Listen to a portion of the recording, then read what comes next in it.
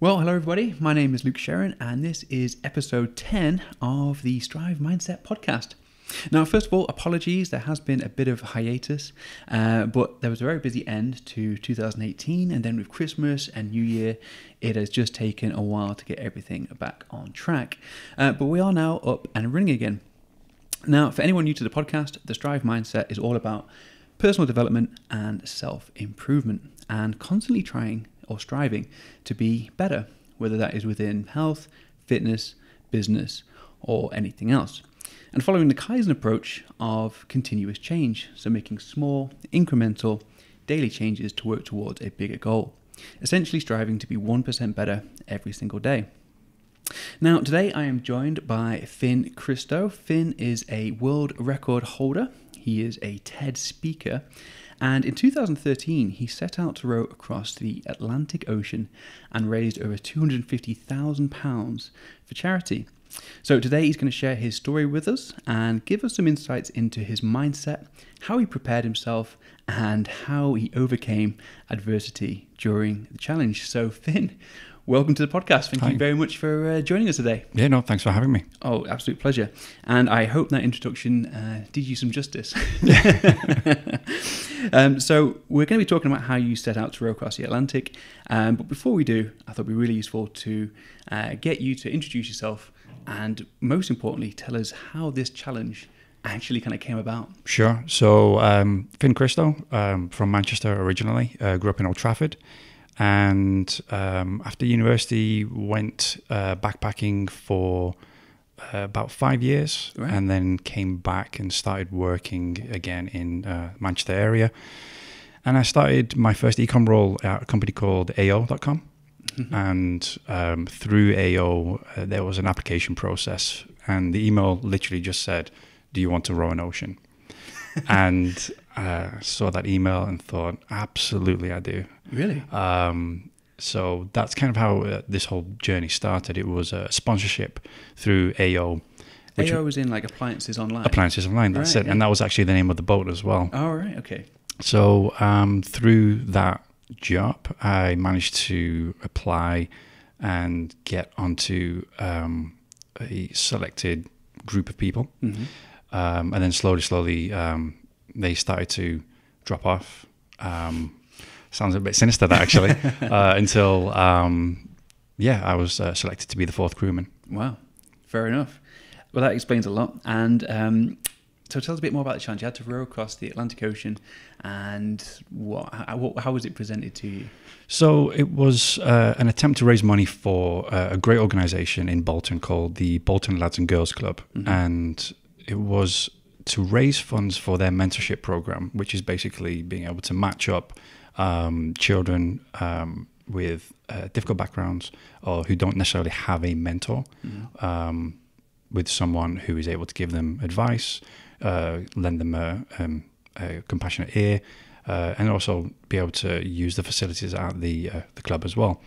And our skipper, Mark Brocklehurst, who came up with the original idea, chose rowing across the ocean for the exact reaction that most people have when they find out that I've rowed across the ocean. Everyone's done cycling from one end of the country to the other, and all the other marathons and all the other kind of activities that you can do. But this was something so out of the blue that I thought, absolutely, I need to be part of this. Right. Now, what's interesting is when I heard that you'd done this challenge, I automatically assumed that you must have been like a lifelong rower, that you've been rowing your whole life, and this was just like the next kind of step for you. But you'd never done any rowing before, ever? No, never. I think there was a few half-hearted attempts on a C2 rower in the gym. And again, not really knowing what I was doing, but again, Manchester being what it is, it's either the canals or nothing. And it was nothing, unfortunately, for me. Right. So when I envisaged you rowing across the ocean, obviously I'm kind of thinking of like a little rowboat. I imagine obviously it's quite different to that. What was the boat actually like? What kind of boat was it? That's pretty much it. Oh, really? Just a little fiberglass rowboat. Probably your listeners aren't going to be able to see, but about the length of this table. Right. And just as wide, pretty much. And that's pretty much it, really. That's tiny. It is. So how many people are actually on the boat then? So we were a team of 4. Okay. So the idea was to have 2 people rowing and 2 people resting, and then switch over every 2 hours. Yeah, so this is what I found incredible. So I guess you should talk quickly about the duration of this. So what was the expected duration time for it? So we planned to do the entire crossing in about 39 days at the very, very most. So we'd kitted out for that long. We took that much in terms of provisions and everything else that was set. And it ended up taking us 59 days. That is incredible. Altogether. Incredible. 59 days. That's just, it's just absolutely boggles my mind. So what was the main reason for it taking so much longer than you anticipated? I think, so one of the biggest factors was the worst possible weather for a crossing. The race start meant that a lot of boats just dropped out from the very beginning. Oh, really? And we were on a anchor, power anchor for a good portion. Again, it seems like we were on a power anchor for weeks at a time. And that's basically just a chute that we let out into the water with a hole at the end to keep us where we need to be, basically. Right. And then after that, it was every possible catastrophe that we could have imagined. And we had a kind of a mantra, it can't get any worse than this. And obviously it did. Wow. So one of the rowing stations broke down. We didn't have the right kind of fuel, which meant that we couldn't heat up any food. The team unfortunately broke down as well. And it just became a very, very difficult experience. It certainly sounds like it. So for 59 days, you were doing 2 hours on and 2 hours off. So what does that actually involve? I mean... So a lot of hallucinations as you become sleep deprived. It also means that you have to look after yourself very, very strictly. So as soon as you get off the boat, get off the station, it means drying yourself off as best as you can, wiping off as much of the salt as you can, get some food down you, get some water down you, use the bucket if you need to use the bucket. But then you also have a list of jobs that you need to do, making sure that the solar panels are clean, that there's water for the rest of the team. Food needs to be prepped if it's time to eat. And then also looking after your kid as well. And then there's also boat maintenance as well. So there's a ton of jobs that you need to do. And then finally you get to put your head down. So how much sleep were you actually getting? I think at the very most, once I got into the routine of it, I think I got about an hour and 15 minutes of sleep at a time. Was it actually good sleep though as well? Because I mean, was it just feels like napping for 59 days? So I think for myself, I don't really sleep that well anyway, but really? There were a few instances where I would fall asleep and then instantly wake up and then think that I was late for my shift. Then I would get out on board without my life jacket or being harnessed to the boat, walk over to the person that had just replaced me and start nudging them out the way. No. And they had to say to me, Finn, go back to sleep. Wow. So it was difficult, obviously, but it wasn't the best quality of sleep. There were a lot of dreams, very vivid dreams, a lot of water themed dreams as well, for obvious reasons. But the sleep was terrible. Right. And you mentioned that because of a sleep deprivation that you were actually hallucinating. That was actually one of the fun parts of, oh, really? of the journey, to be honest, because one of the things that people don't really tell you about rowing across the ocean is how incredibly boring it is. There is nothing out there. And, on the rare day you may see dolphins or a few instances, we had a few whales come over and kind of say hello and then shoot off again, loads of flying fish, a shark following us for a little bit, but then that's pretty much it. There's nothing to see. Right. You can't really talk to the other person you're rowing with because they've got their back to you or you've got your back to them. And it just means sitting there and just constantly rowing. And it's incredibly, incredibly boring. That is crazy.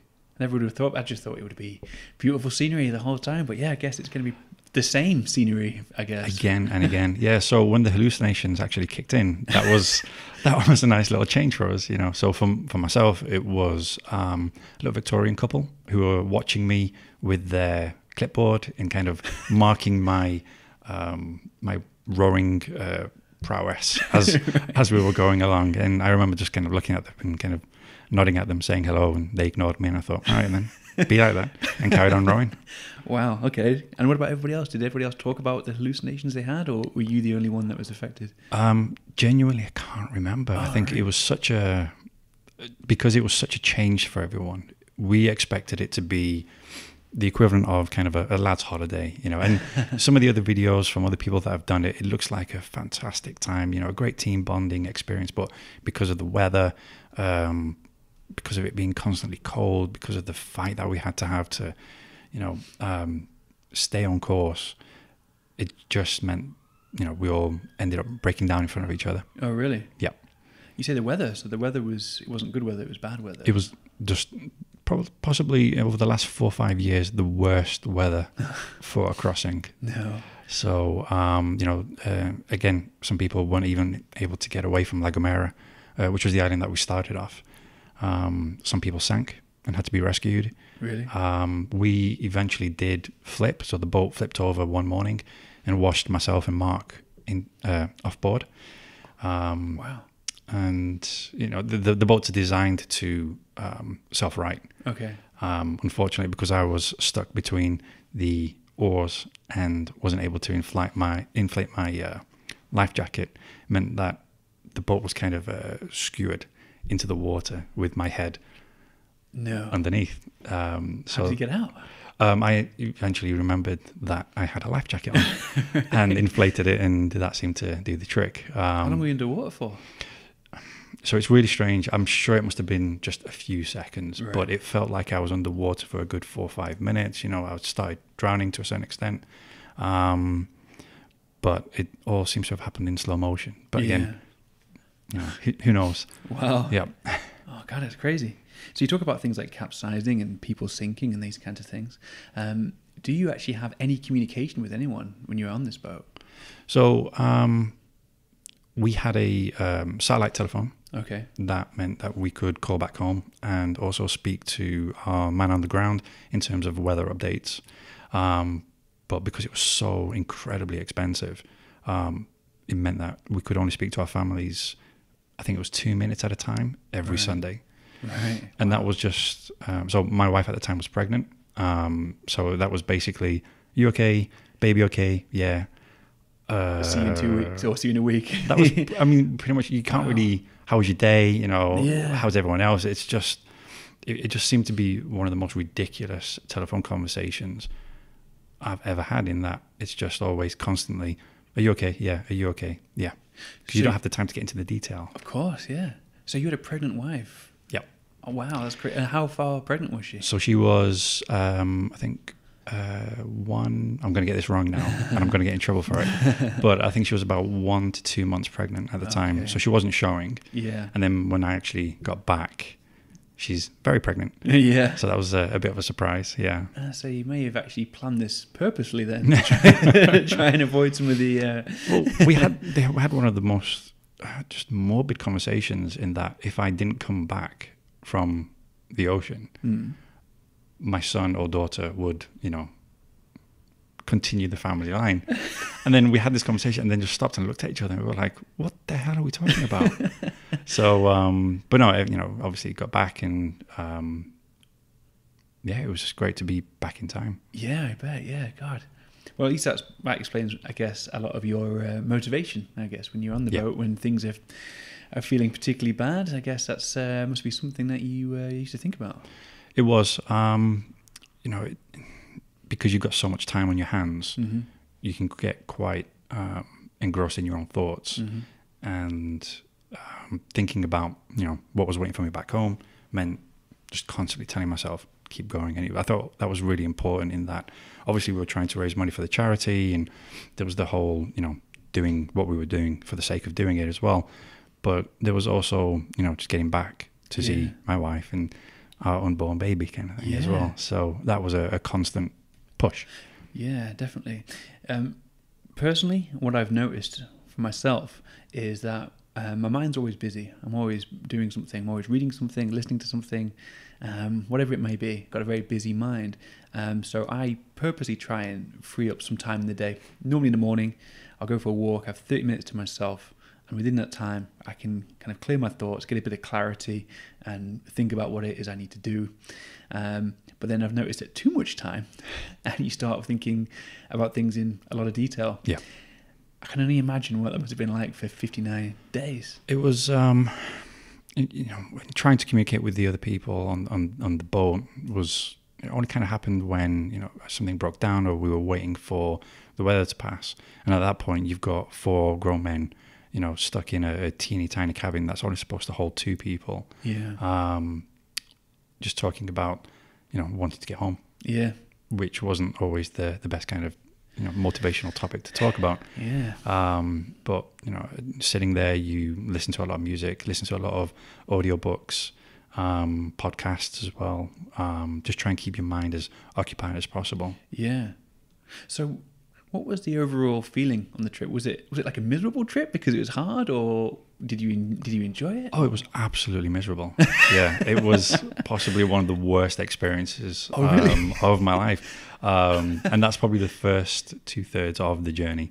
Wow. When the weather actually started to improve and we could limp along again because we had one broken station, then you could actually start to appreciate what was happening. But it felt like the first half, 2/3 of that journey was literally just survival mode. Wow. Just making sure that we could keep going, that we were able to feed ourselves and not go crazy. I think we even said at one point this felt like torture. Yeah. And I'm happy to admit for myself, there were a few tears.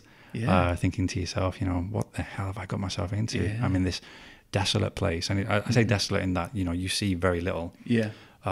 Away from a pregnant wife, Mm-hmm. Completely soaking wet, no way to get dry, with very little food or no hot food at least, and just constantly fighting these battles. Yeah. So it wasn't a It's enjoyable experience. It feels incredibly relentless. That's a good word for it. Yeah. That's unbelievable. So, with that in mind, then, so you're in this very, very miserable kind of place. What did you actually do to keep a positive mindset, or did you keep a positive mindset? What did you actually do just to keep on moving forwards? I did. So there was a lot of talk about quitting, and I think at that point, because we'd spent 2 years training and preparing to do this race, to quit didn't really make sense to me. Yeah. And again, even if we had all decided unanimously, okay, do you know what, this is what we signed up for. Yeah. There wasn't like a button that we could press. It wasn't like we could Call for a helicopter to come and get you immediately. The door's going to open like the Truman Show, and we could just kind of waltz off stage left. So it was either, keep going, Mm-hmm. or just sit there and suffer. Wow. And obviously that wasn't really an option. So at that point, you really just can't do anything but keep going. Yeah. And I'd love to say, my mindset was, oh yeah, we have to complete this, and definitely no give up, no surrender. Yeah. If someone had come to me and said, actually, the helicopter's on its way, I would have been pushing people off the boat. I would have been Really? I would like, get me home, get me dry. But because of the situation, it was a case of there's nothing to do but keep going. Yeah. Yeah. So I watched your TED Talk. Talking about your experience on this, and one of the things that you mentioned was that you had this strategy where you would see yourself through a camera. Yep. So what was that strategy? So that actually came out of the physical training that we had to undertake, and again, on a C2 rower, I still get it wrong now. Any proper rower will look at someone else and go, actually, you're pulling too much with your legs, your back's not straight, your hands are doing too much work, your head, all that kind of positioning. So it was a bit of a trained response during the 2 years of prep to have this kind of camera and kind of anticipate what our coach was going to be telling us. And it just stayed. And it was just having that constant commentary to the experience, to have a little space outside of yourself to go, actually, this is what the situation is. Yeah. And that was really helpful. All right. Is that something you still use now, or is it just for the trip? I got to be honest, I don't use it as much as I'd like to. And I think it's just because your life in that kind of situation is stripped down to these kind of bare essentials. Yeah. Right here we're indoors. It's quite warm. Yeah. I've got dinner at home. Comfortable. Yeah. I've got work tomorrow, and then I've got the weekend. And you've got all these not so much intrusive thoughts, but you've got so many other considerations that it's very hard to get outside of yourself because you've got so much going on. Yeah. Yeah. So I mean, the 30-minute walk that you've described sounds like it's something on par with that. Yeah. Oh, definitely. And the thing I found interesting about it is the quote. This is a quote that you actually said. You said that we are the better version of ourselves when we think someone else is watching. Yeah, I think that still stands true. Yeah, 100%. And that's why I was thinking about this camera strategy that you talked about. I was like, that's something that I might actually start using myself, because it sounds like something very easy to apply, I guess. I mean, I've tried to think about that quote in particular because I wouldn't want it to sound like someone's worth or someone's capability or ability comes out of having to have somebody else to reflect that across. Yeah. But for myself personally, I find that I train better if there's somebody else in the gym. Yeah, 100%. Yeah. And it's the same with, at work, you're going to do better if there's something, a project, a commission, or some kind of campaign that is going to have to get, sign off, and having that external motivation is still really, really important. Definitely. So when you told me that you had no prior rowing experience, in my mind I was like, surely not, because I assume that mean you had no training experience as well. You just went on this boat and just started rowing. Yeah. And I was thinking, how did you possibly do that? Because if I do 20 minutes on a rower now, I'm pretty much finished. But you said you did 2 years of training in preparation for this. Is that right? It was, yeah. So some of it was physical. A lot of it was about the mental side of things as well. Right. So the University of Bolton very generously donated usage of their sports science gym. Right. So we were able to go there every Monday afternoon, and it was a case of, run 10K, row for 2 hours, do sprints, and it was always something different. It was always varied, and there'd always be homework as well. So we got to a point where we were always, so you'd have to run 10K a day. Yeah. Bare minimum, or row an hour's worth every day and alternate between the two. And it wasn't in terms of, I'm sure there was the science behind it in terms of, increasing your metabolic engine and being more adaptive to that kind of training, but it was less that, and I think it was more just learning to be uncomfortable. Yeah. Sitting on a C2 rower and not allowing yourself to get up, go for a piss, adjust yourself, sit on a cushion or anything else like that. Making sure that you're having to wake up every morning, you've got your kit prepped, that you go to the gym, that you run the 10K before you do anything else. These little routines that were kind of built into those 2 years worth of training. Yeah. Some of the other training that we did, which was less enjoyable, was shitting in front of each other. Nice. And this was... Happy memories. Yeah, unfortunately. And this was off the back of a story of someone else that had to be airlifted off a boat because they made themselves ill because they didn't feel comfortable enough, or they weren't able to shit in front of the rest of the crew. So... unfortunately, it's burned into my memory. One weekend away training in Wales and just having to shit in front of everyone. Fantastic. That's something I would not want to do. I'll be No, honest with you. no, and it really helped having the other, team members this close, staring at you in your eyes. Eye contact, constant eye contact, just to really put you off. Oh man. I think you'd just automatically become constipated. I think that is crazy. But again, the whole idea behind these 2 years was to become as uncomfortable as possible. To be, that David Goggins talks about all the time, the be comfortable being uncomfortable. Absolutely. And it was one of those things that you get to a point where you're actively looking for which areas of my life can I make uncomfortable. Yeah. Having a cold shower in the morning, as simple as that. Not having, a coffee, and just building up slowly until you get to the point where you think, okay, I can probably take on a little bit more, and building on that resistance. Absolutely. So obviously you must have built quite a lot of discipline during that time. How has that translated now? I mean, are you still disciplined in that same way? You still put yourself in those uncomfortable positions? No. I enjoy being dry and warm way too much. Maybe now you appreciate it more, though. Perhaps. Absolutely. Yeah. Oh yeah, absolutely. I think so. For myself, I still can't sleep. Oh really? Which is what it is. And then also every morning I get up and I go and train. Right. Usually about 4 or 5 o'clock in the morning, and it's just habit that I've kind of carried over. Right. It's a shame really, because I'd love to be able to get more sleep, but it's just one of those things that's just stuck with me. See, that's fascinating, because I thought that would have probably cured your insomnia. I think just thinking back to that position of being so sleep deprived, you just make you want to fall asleep straight away. No, I mean, even now, and it happens less as time goes on, but there are a few instances where I wake up and feel like the room's filling up with water. Oh really? And I have to get the family out of the room, and I've done that a few times, and woken up my wife and we gotta go, and she's like, really? Oh, for fuck's sake, go to bed. Yeah. And even now it's just a case of sleeping for 2 hours, wake up, see where I am, and then go back to sleep again. So what was it like sleeping on the boat? So you had a sleeping bag silk that you could try and keep some kind of body warmth, and a pillow that was made out of basically just dirty laundry. Wow. And that was it. Okay. So I was in the bow of the boat, so there was very little space. Mm-hmm. You don't really have so I'm 5'11", so you don't really have the ability to kind of stretch out both legs at the same time as well. Very cramped, and every now and then you just heard this kind of random whistling sound that got closer and closer, and then all of a sudden it would just slam against the hull.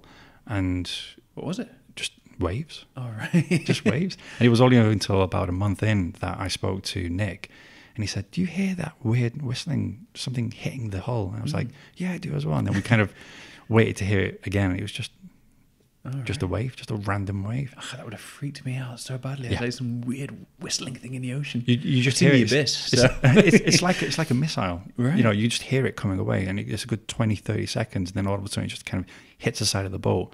And then Nick pops his head out and goes, "Is everyone all right? Is everyone all right?" Right. Yeah. Why? What's up? And then we only just realised again a month in that we were both hearing the same thing. Wow. Oh, that's crazy. You didn't watch any horror films or anything before you went, did you? Like all these... No. No. What was it? Perfect Storm had come out, Oh, I think. right. There was Shipwrecked. Yeah, Titanic, all those kinds of things. Yeah, no, I didn't watch any of those purposefully. Purposely. Yeah. Okay. That's probably it's probably quite wise. Okay. So what kind of adversity did you actually have then? So obviously you had the bad weather. Yep. You had a part of the ship that actually broke. What about team morale? So I think if the weather had been better and conditions had allowed for it, our team would have become a lot stronger. As it was, I mean, we're all friends now, which is great. Yeah, that was my big question, is if you're still friends now. We are now. Okay. But I wasn't able to kind of spend any time with them after we got back for a good couple of years. Oh, wow. And it was just because, unfortunately, what we had expected it to be didn't pan out, and communication between us broke down. Yeah. So it meant at one point, 2 crew members got into a bit of a physical altercation. No way. Which on a boat on a boat that's rocking, and going up and down isn't really the best thing. So after that, it was a case of, well, okay, how do I get out of this? What kind of situation have I put myself into? And as all things do, it blew over eventually, but it meant that some people refused to row with other people. And when you're trying to get across as quickly as possible, discussions over who wants to row with who, and I'm not speaking to this person, and he can sort his own water and food out, and this, that, and the other. It just adds to everything. Yeah, absolutely. So are you all friends now? We are. Yeah. Okay. And again, it just, we needed some time after to appreciate the experience. Yeah. Yeah, okay. So what did you actually do for food and water when you were on there? So we had dehydrated ration packs. Okay. And it was just a case of, so we had a water pump that would take the seawater and basically turn it into drinking water. Okay. So you open the ration pack, pour in the cold water, close it, and that's it. And you had to eat it cold. Unfortunately, you had to eat it cold as well. We also had some MOD snacks, so Yorkie bars, biscuits, and just an incredible amount of wine gums to the point that I can't physically stand to eat a wine gum anymore. Oh, really? I'm not entirely sure how those got onto the boat, if I'm completely honest, Right. but just a shocking amount. Peperamis, we also had some peperamis, and those were like a bit of a treat. Yeah. And I remember every time, so we had a ration bag, so you'd get a ration bag a day, Yeah. and then you'd have one with a pepperami in it once every 3 or 4 days. And it got to the point where you bite off some of this pepperami, you think, right, I'm not gonna swallow it, I'm just gonna chew on it. And then obviously it's one of those, what was the TV advert, is it the wine gums you can't stop from chewing, or I can't remember what it was, but it was, sounds familiar. the fruit pastel advert. I don't know if Yeah. you remember that. Yeah, so it was basically the same thing. You think, okay, I've got this pepperami, I'm not going to have meat now for the next 4 days, and trying to make it last as long as possible, and obviously not being able to. Yeah. Now, you mentioned that you prepared for 33 days or 31 days. Yeah. And that's how many rations that you had, but you live... So we had a little bit more. Okay. But I think by the time that we were actually starting to get to the other side, Yeah. we were starting to have these questions over, well, Are you going to have enough? are we going to have enough food or not? Yeah. And then maybe missing a few meals every now and then. How many calories were you actually eating then per day, do you think? Oh, God.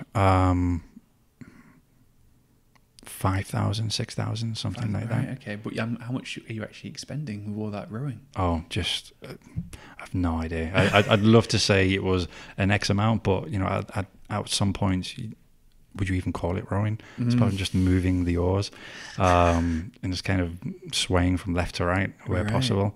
I was when I got on the boat, I was 76 kilos. Yeah. When I got off, I was about 56 kilos No. or 58, something like that. Definitely in the 50s. You lost 20 kilos in weight? Yeah. Wow, that's incredible. Which is really, really fucking annoying because everyone else that seems to successfully do the crossing comes off shredded. I looked like I was a prisoner of war. No, really? So I was like, oh man, gutted. Absolutely gutted, yeah. Wow. So bearing in mind all the food that you had to eat and how you were savouring peperamis and you hated wine gums, what was the first meal that you had when you were back on dry land? So we got in I think it was about 3 or 4 a.m. Yeah. And all the restaurants were closed. And it was just a case of, I think we had cold sandwiches and some melon. And how was it? It was all right. Yeah, it wasn't. To be honest, it's because I'd spent. I think I talk about this in the TED Talk. I'd spent about 2 weeks just daydreaming about grilled cheese sandwich. Oh, really? Grilled cheese? Ham and cheese, and I spent literally 2 weeks thinking about every single possible permutation of that sandwich. Buying the bread and the butter and the actual cooking process, and then just really torturing myself. Yeah. Then after that it was fried chicken, and then after that, so the first proper meal was about 7 a.m. Okay. And that was just a full English, which is obviously a traditional meal in Antigua. Yeah. And it was glorious. Yeah. Yeah. And what was it like actually getting to shore after all that time? So seeing other people was very strange. Right. Because these were the same people that we'd seen at the start of the journey, and they looked fine. They didn't have, crazy beards. They didn't look like they'd lost a shocking amount of weight. Oh, you had beards?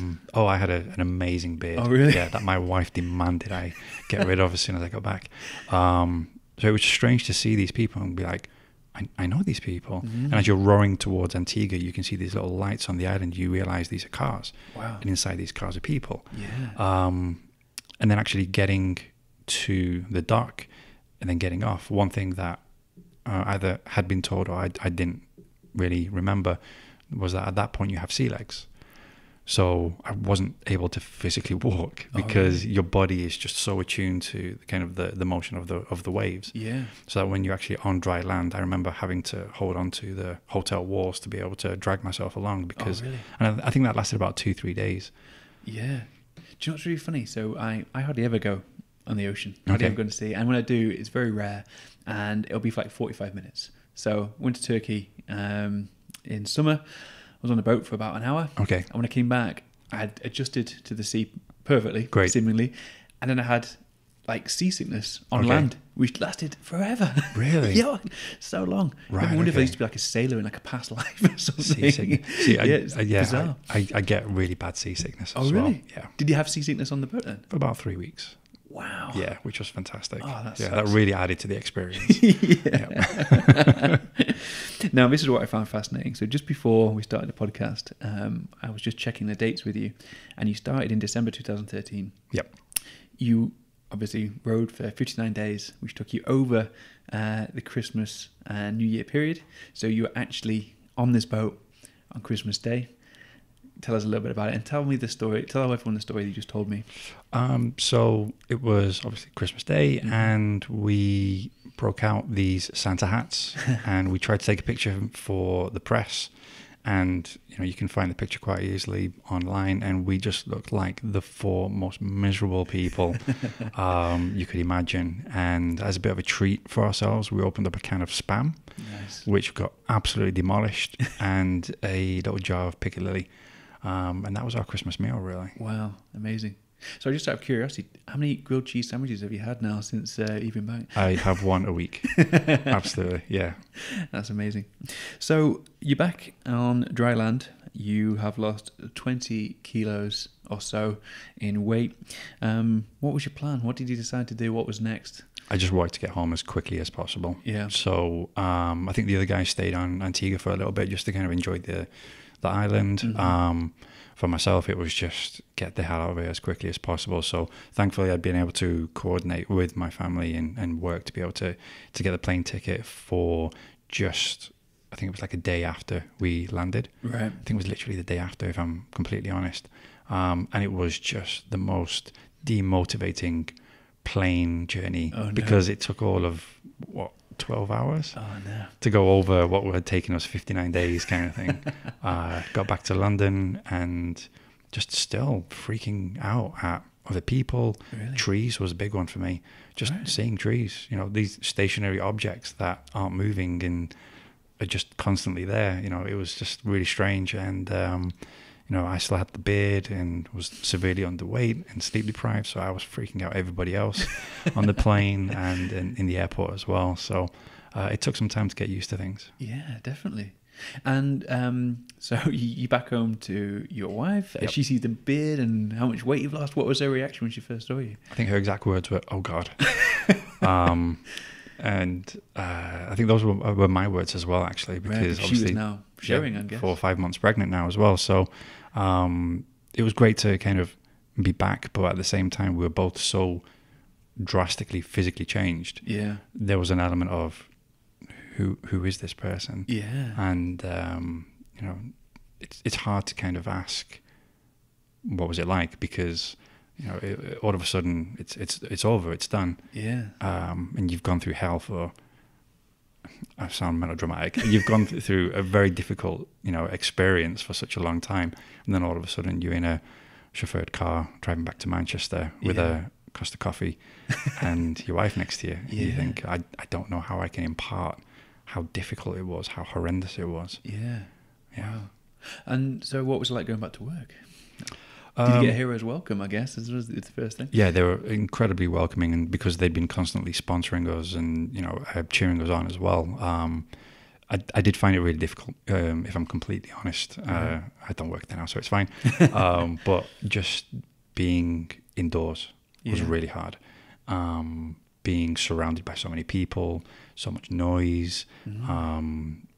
Every single monitor, every computer seemed to be buzzing with electricity, and everyone's voices seemed to overlap, and it just seemed to be so much happening. It was really, really difficult to kind of plug back into that process. Yeah, definitely.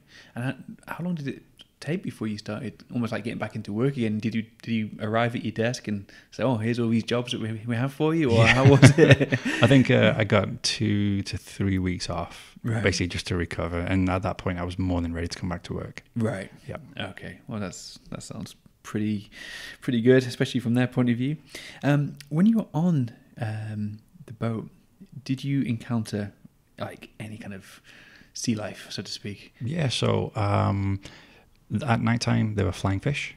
Yeah. Which was really, really annoying because it's, 3 o'clock in the morning, it's pitch black, you can't see anything, and then something jumps out of the ocean and slaps you across the face. No, really? And the thing about flying fish is that I didn't really know, they are incredibly fragile. So you try and pick them up and get them back into the water, and they just seem to just break apart in your hand. Oh, really? So by the morning, the deck is just covered in this absolute gore, which we started to wash off. Yeah. In the morning, to keep the boat as clean as possible. Mm-hmm. And what we didn't realize we were doing was basically creating this trail for this shark that ended up following us. No. So we saw the shark. We had a swordfish that we named Ralph, and he followed us for about 2 weeks. Really? And again, it was the same thing. He just followed us. Free food, basically. Yeah. We had heard horror stories of swordfish attacking the boats on some crossings and piercing the hull. Right. So we were a little bit worried about that. Because I guess the boat's fairly fragile. It is. It was designed to be light, I guess. Light as possible and as fast as it could be, depending on its shape. But it was an absolute wreck by the time we got back. The sea air and the sea water just seemed to eat into everything, our hands included. And one of the reasons why we ended up limping across was because the rollers would constantly eat through the sides of the seat, right. Which meant that you couldn't pull back anymore. Oh, no. So you had to roll from a fixed seat, which was incredibly painful. Yeah. Yeah. That's just crazy. Yeah. I can't even imagine it. So how did you actually deal with that kind of physicality of it all as well? I mean, you must have been injured, have aches and pains and... Yeah, so the salt would eat into any kind of open sores.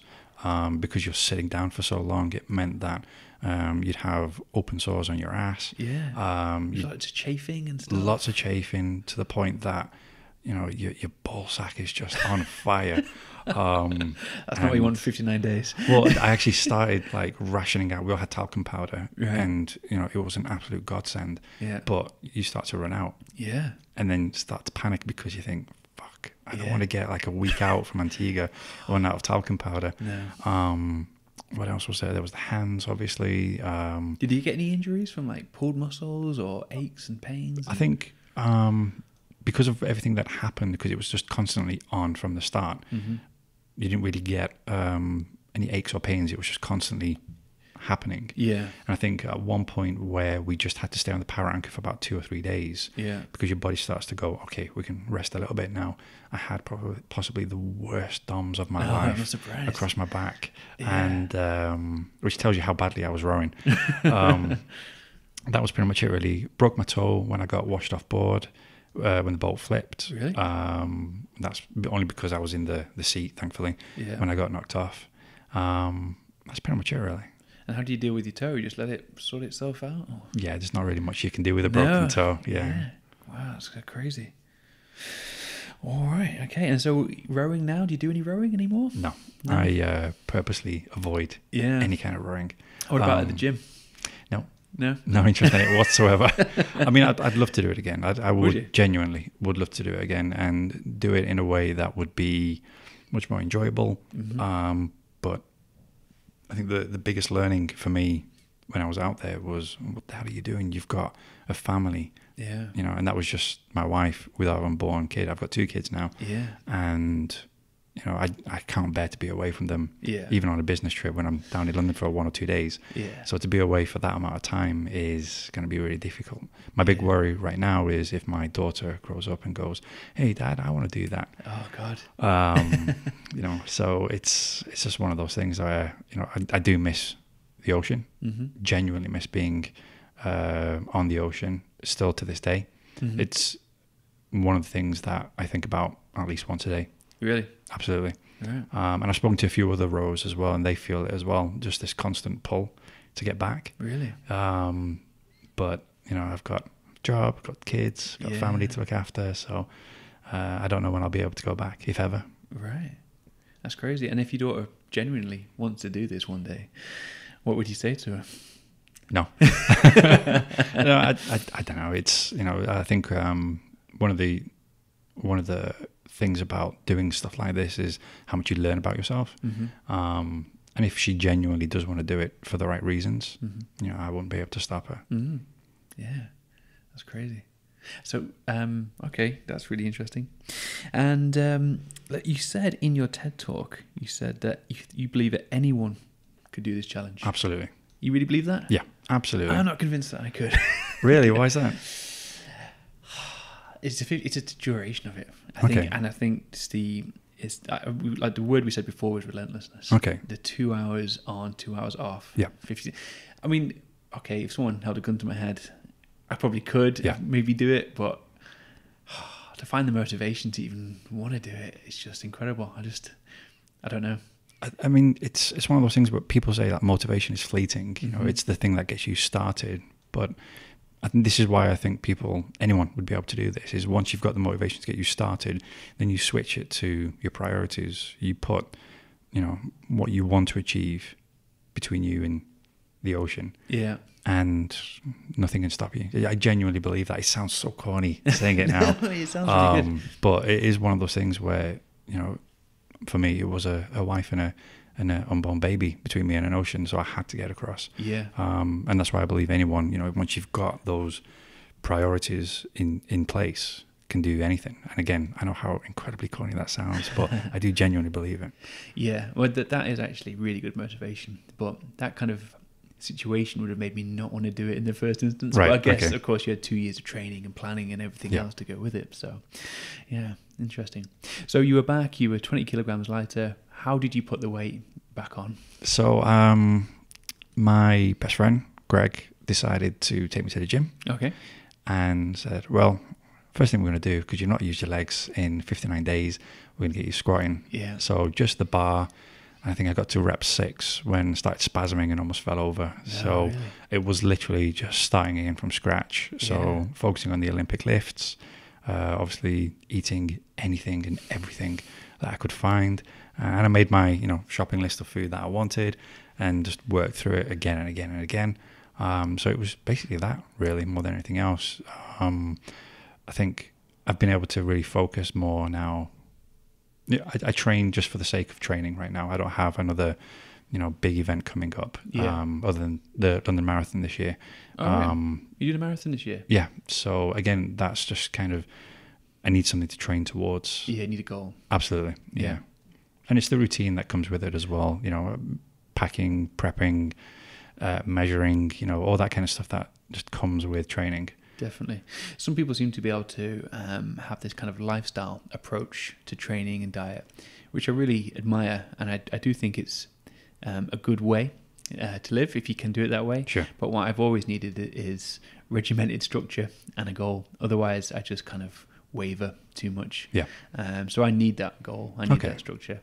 So how long did it take you to put the weight back on?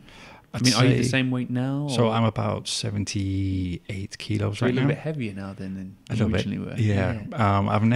I think I've only hit 80 once. I think I'm generally a very lean person anyway, so I struggled to put weight on anyway. But it took about a year to get to, you know, looking less scary. Yeah. That's like a prisoner of war, yeah. I guess. Yeah. Wow. Okay. And you had to do the beard straight away. That's very disappointing. Yeah. To be honest, it got so long that I could like plait it. Really? Yeah. Well, it must go fast if you did that in it grows 59 days. really, really fast. Yeah. So, no, she wasn't having any of it. No. So you missed the beard? I only asked because, as you can tell, I mean, I'm a big fan of the beards. I do, yeah. I mean, it was just one of those things where I got used to, you know, when you're thinking, just kind of playing with the beard and, you know, doing all that. And every now and then I'll kind of go, oh, where's my beard? Oh, no, it's gone. Yeah. Yeah, good. Yeah. So you said the marathon, do you mean the London Marathon? Actually? It is, yeah. Right, okay. So how's training going for that? I'm enjoying it. I never really thought that I'd be much of a runner, and I'm definitely not. I'm not looking to beat any records just to get across. But again, it's just the routine of it. Yeah. And it's exactly what you've just described, having that goal and then putting the regimen in there to kind of follow it. Yeah. So I am really enjoying that. My worry now, though, is what do I do after that. Yeah. And I know it's a bit of a slippery slope. Most people go into triathlons, and then there's, these ultra marathons and everything else. I only entered the London Marathon on a whim. Oh, really? And I feel really bad for anyone that applied and didn't get in this year for saying that. But once I'm in. And then after that, I have to choose another goal. Right. So how far are you running at the moment? So it's just whatever was on the plan, really. So it's about... you're actually following a proper marathon? Oh, plan. yeah. Oh, right. Yeah, okay. so it's just the official plan that they've put out on the website. Right. So I've got another big run this Sunday, which is 10 miles. All right. And again, it's just the most incredibly boring thing. Yeah, it is. I remember, so I did a half marathon. Okay. That's the furthest I've ever run. And yeah, it was boring. Yeah, it really, really is. I mean, the one I did was actually in Conway, and it was up there, Great Orme. Okay. So some beautiful That's scenery. beautiful, yeah. And we had some quite interesting things happen. So, for example, I saw a mountain goat, which Okay. kind of just ran across. And there was a few interesting things that happened on the day, but ultimately it was pretty boring. Yeah. So I had a really good playlist. See, that's what I need to do. I need to invest some time in. I might steal your playlist if that's all right. It's called the Half Marathon Playlist. There It's we on go. Spotify. Help Great. yourself. Okay. I've been adding to it over the years. So excellent. what Okay. wasn't like a 90-minute, I was being very ambitious, had a 90-minute playlist. That's cool. It's now like a 3-hour playlist. So, it takes you a while. No, that's perfect. I mean, I can't really concentrate when I'm running on, well, I can. Listening to podcasts or listening to Audible or any kind of, stories Same, like not that. for running. No, not for running. It needs to be music. Yeah, I need a tempo. Yeah, absolutely. Yeah. And I found myself skipping tracks because I was running up a hill. I Yeah. was like, this tempo's too fast. I need to slow it down. No, I I get need you. a different Yeah. song. Yeah, I mean, it's amazing actually how subconsciously you actually pick that rhythm up from the music. So what kind of music do you listen to when you're doing your training? Right now, it's a mix of everything. So I've got some Kanye on there. Nice. I've got some speed metal. I've got some Little Mix in there. It's just genuinely just a mix of very loud music. Yeah. And I also know like some people, they invest so much time in their playlist that they actually work out the tempos for their marathon run, which is really clever as well. So I need to start looking into that maybe. Yeah, that would be pretty cool. I got injured on mine. Really? Yeah. Wasn't the mountain goal, was it? No, it was actually, I say I got injured on mine. I got injured about a week before. I very stupidly thought it'd be a great idea as a warm-up would be to do the Tough Mudder the week before, which is also a half marathon. Yeah. I thought, it's through mud. I'll be able to have lots of breaks if I need them. Okay. And I wrenched my knee in some mud. Oh, jeez. So that wasn't great. And then to try and compensate for my knee, I kind of changed my running style, which made my ankles hurt. Okay.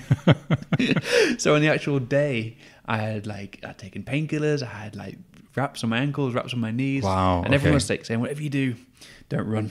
Oh, really? But I was Okay. like, no, I've been training for this for ages. I really want to do it. So what I thought would take me about 2 hours ended up taking me 2.5 hours. That's not too bad. It's not too bad, but the pain I was in on the last... Wow. I remember the last mile being... I was desperately trying to keep ahead of this old lady. Okay. She wasn't in fancy dress, was she? No, she looked like she was about 90 though. Oh, bless her. And we were like head to head for a while. And eventually she just left me. Did she? Or did you give it on the edge a I little was tempted kick? a couple of times. Really? I was like, Okay. I could just leg her up here. Actually, as well, a fireman overtook me who had all his gear on. He had the That's backpack, fine. the wellies. That's I was like, fine. That's acceptable. wellies. That's fine. Yeah. Yeah. It's fireman, yeah. Yeah. I think the rule for me is basically just nobody in fancy dress. Yeah. Can't get lapped by anyone in a fancy dress. Anyone pushing like a wheelbarrow full of stuff or Yeah. anything like that. Yeah, that's definitely a no. Cool. So, if you were to give any advice to anybody, or if you were to tell anyone, kind of like the key learnings, or I don't know, the key thing that you took away from the experience, what would it be? I think that if I had to just distill it all into one thing, the key learning for myself was whatever you think you can do more. Right. And it's as simple as that. So, if you think you can train for a half marathon, you can also do a full marathon. If you can do a marathon, you can do an ultra marathon. If you think, you can lift X amount, you can actually lift this much amount. And I think the fun stuff comes in being able to unlock that additional capacity, either through, philosophy, through training, through diet, through mindset. It's there. It just needs to be accessed in some way. I absolutely love that. I think that's brilliant. Thank you very much. So if people want to follow you on social media, where can they find you? So you really don't have to, because there is an endless series of very vain selfies. Oh yeah, the topless selfies. The topless selfies, Yeah. which I use to. So Instagram for me is basically just tracking, progression. Yeah. So it's very boring. But if you do want to find me on Instagram, it's _ocean_rower. Mm-hmm. And for anybody watching this on YouTube, I will put links to Finn's socials in the description. And you're on Twitter as well, aren't you? As well. I am, yes. Twitter? Yeah. You are. Twitter's just a brain dump, yeah. So a lot of it's just I'll ramblings. Put links in. Okay. Well, thank you very, very much for joining me today. Thanks for Thank having you me. so much for your time. I think it's really fascinating story, and definitely some really interesting insights to be taken away there as well. So if you're watching this, thank you very much. And if you've made it this far through the podcast, thank you for listening. We've got some more very interesting guests coming up on the show. So make sure you subscribe, and we'll see you in the next episode.